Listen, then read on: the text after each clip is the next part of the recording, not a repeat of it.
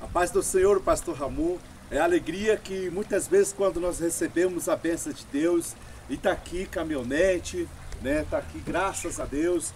E pastor, agora o desafio que nós vamos ter sobre o motor da caminhonete. Precisamos legalizar, precisamos fazer transferência para ficar em meu nome, como nós conversamos pelo celular.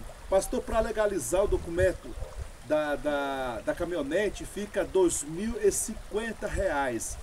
E para fazer transferência e para documentar, legalizar o motor, enfim, todos os processos. Eu vou mandar a todos que nós vamos pagar todos os orçamentos, toda a despesa da caminhonete para passar no Detran.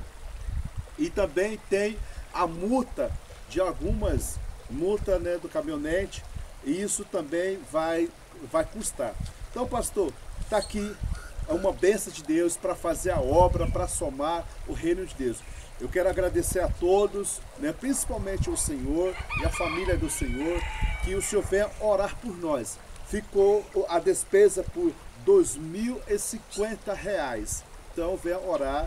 Eu vou estar esperando também aqui com a oração, com as bênçãos de Deus. Glória a Deus, graça e paz. Deus abençoe, pastor.